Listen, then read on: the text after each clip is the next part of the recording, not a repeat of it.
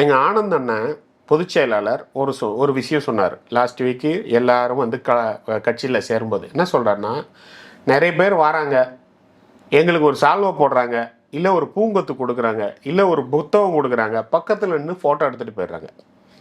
இவங்க வெளியில் போகிறாங்க, நிறைய பேர் நல்ல ஆட்களும் இருக்காங்க, சிலர் ஏதோ தவறும் செய்கிறாங்க. நான் தாவைக்கா பார்த்தியா, நான் வந்து அண்ணங்கூட ஃபோட்டோவில் இருக்கேன், அவர் கூட தான் இல்லை, எம்எல்ஏ கூட யார் கூட நாள் எடுத்துகிட்டு சொல்லிக்கிறாங்க. அதனால் அதிகாரிகளுக்கு நாங்கள் என்ன சொல்கிறோன்னா, இது அவர் சொன்னது, தாவேக்கான்னு சொன்னாலும் என்னைய தெரியும்னு சொன்னாலும் தப்பு பண்ணால் விடாத.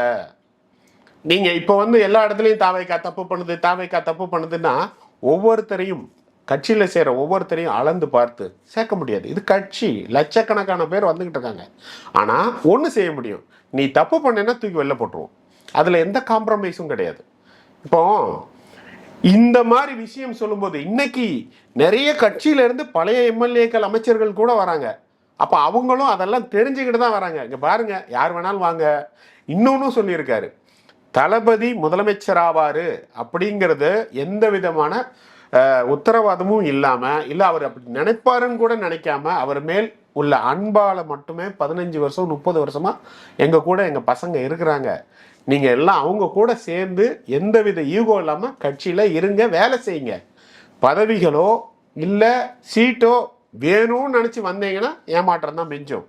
உரியவர்களுக்கு உரிய நேரத்தில் அங்கீகாரம் கொடுக்கப்படும். இன்டர்னலாக எங்களுக்கெல்லாம் பார்த்தீங்கன்னா பழைய ஆட்களுக்கு தான் சீட்டு கொடுக்க போகிறாங்க, இப்போ உள்ளாட்சி தேர்தலே வந்தால் கூட. ஸோ அதுலலாம் அவ்வளோ கிளியராக இருக்கும்போது இதுக்கு மேலே என்ன சொல்கிறது?